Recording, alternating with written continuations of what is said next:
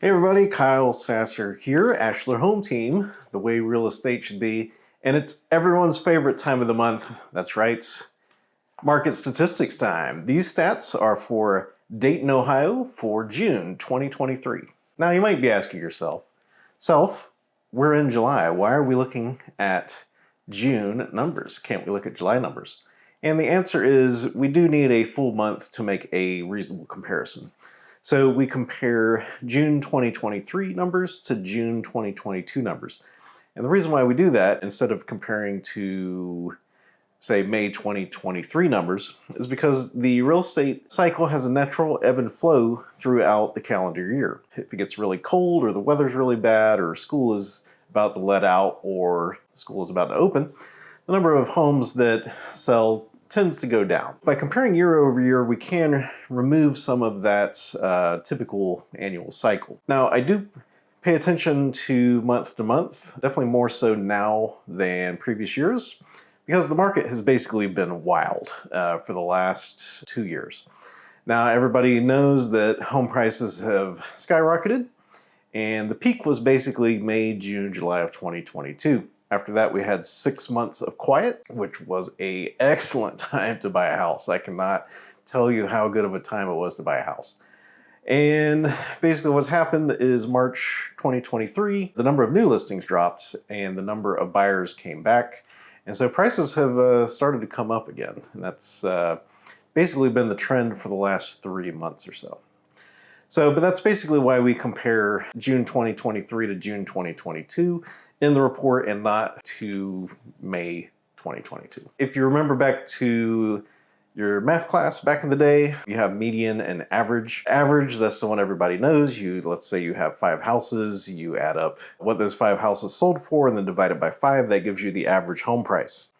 Median home price is a little different though. So median, what that is the midpoint where there's an equal number of homes for sale for more money as there are houses that are for sale for less than that point. It's more of the true midpoint of the market.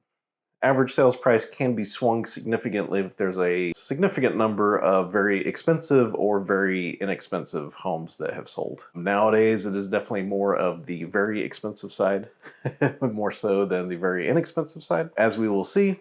So for example, if a few $13 million homes sell in a particular month, that can really move the average sales price, whereas the median price does not move that much comparatively. Alrighty, so these statistics are for the Dayton Metro area. So this is going to be a residential property. Total number of closed sales was down 17.9% from 1,652 to 1,356. Median sales price was up 6.8% from $220,000 to $235,000. Average sales price was up 5.1% from $254,162 to $267,048. Dollar volume, which is basically you add up everything that was sold, was down 13.6% from $419 million to $362 million. Median percent of original list price was down 0.5% from 100.5% last year to 100%. Median time to contracts basically held steady, 41 days. And total number of new listings was down 25.9%, total of 1,562. And active inventory was at 1,108. Total number of foreclosures was down 22.2%, total of 7. And short sales were down 88.9% to a total of 1. Now, I do want to touch on that median sales price a little bit just to kind of show you the trajectory that we have been on for the last year. So that's what the chart's doing. And you can follow along on this chart, by the way. There's a link below where you can download this to come along. So June, July 2022 was the peak. June 2022 was at 220,000 median sales price. July was at 221,000. August, it dropped to 205,000. So it dropped $15,000 in 1 month. Our low was in January 2023 at $189,950.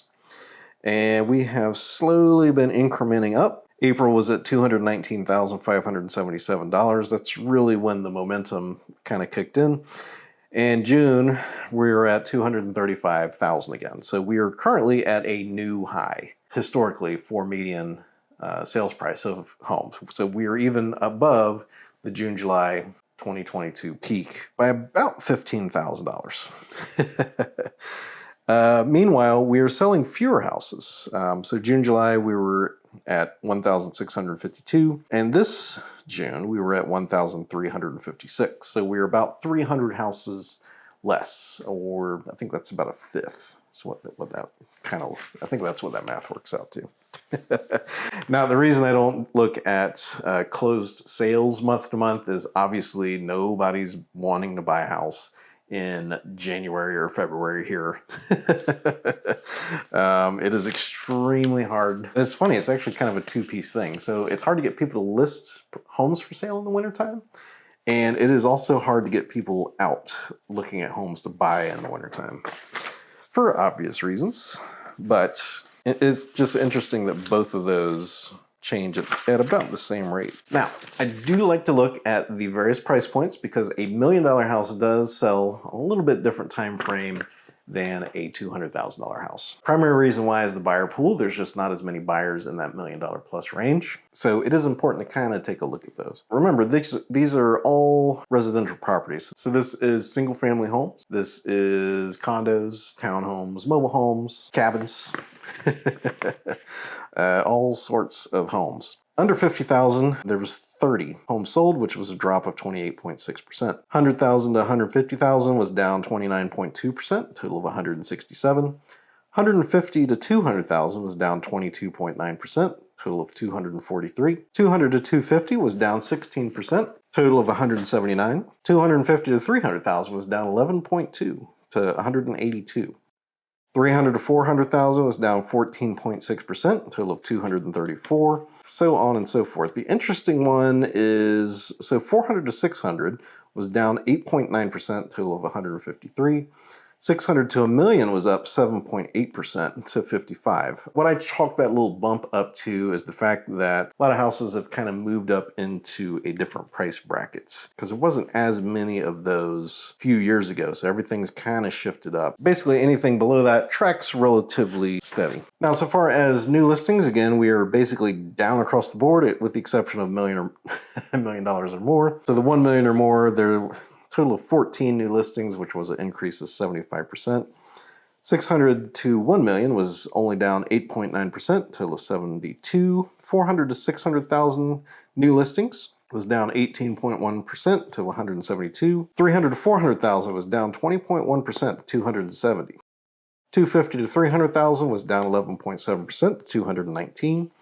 200 to 250,000 was down 36.5% to 193. 150 to 200,000 was down 29.7% to 287, and basically every price point below that was down about a third. Just not a lot of houses going up for sale currently. Lord knows I'm trying, because you can get a phenomenally good price for a house right now if you're looking to sell.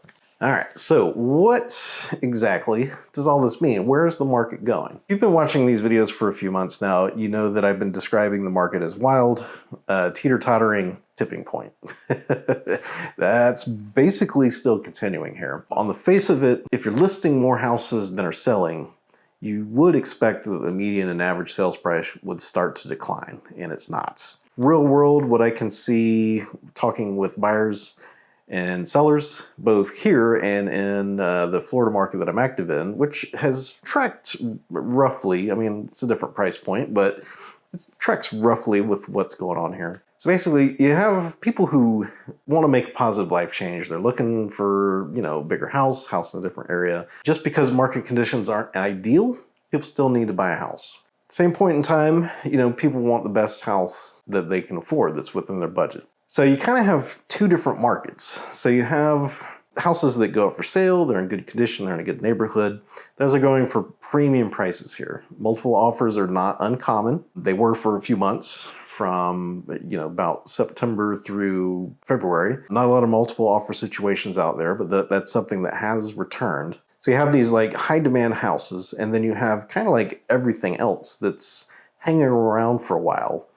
And you kind of have these two competing forces. There's no clear trend that I can point to that says, you know, this is definitely where we're going. This is just kind of what's going on now.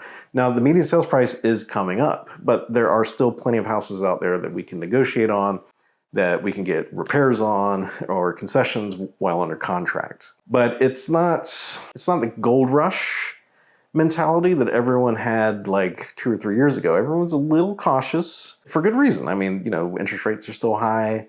Economic numbers are not like outstanding. But again, people still have to buy houses. People want to make positive life change. So for the next few months, we're still probably going to hang around this teeter-totter kind of thing because there's no clear breakout happening. Basically expect median home price to continue to climb. Now, probably not going to be adding, you know, 10 or 20,000 every month or two like we were in, you know, late 2021, 2022. We're at a new peak, so we're basically in uncharted territory. We don't have a monumentally shrinking inventory, but we also don't have a lot of houses coming up on the market for sale. It's so weird. So unfortunately, I know you probably tuned into this to get the scoop on what the market's going to do, see if you can plan to time the market in the next 2-3 months. Currently, there is no clear indication of anything. So, you know, basically flip a coin. It could go either way. The truth is though, so I bought this house within the last year myself. So I definitely understand the pain points of what the current state of the market brings. And I can say that even if home prices drop 100,000, which they definitely dropped in November, December, January, you know, when I was looking at these median home prices, I was like, oh man. But even with that, I was still extremely happy with my purchase of this home for 2 reasons. One, you always want to make sure to keep your budget within bounds.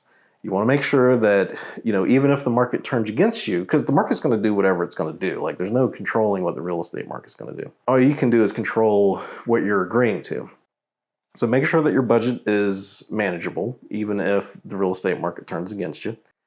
And number 2 is buy a home that you're excited about in a location that you love. And if you do those 2 things, it is very hard to be unhappy with whatever the real estate market decides to do. That's basically how I view buying a home to live in. If you're looking for like a ROI, return on investment, or investment property, that's a completely different story. That is very much a numbers game, and making buying decisions based on numbers is a pretty good recipe to being unhappy in the home that you are living in. A happy home and a high ROI, there is not a lot of overlap. So that's basically what's going on in the Dayton real estate market currently. So my name is Kyle Sasser. Thank you so much for tuning into these Dayton Metro statistics. Hope you found some of it helpful. If you would like to experience the way real estate should be, please reach out to me. You can give me a call at 937-907-6777.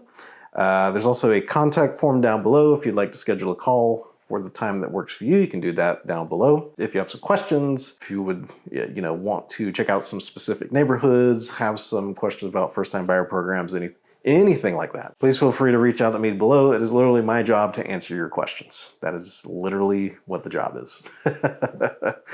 So once again, thank you so much for tuning in, and I'll talk to you soon.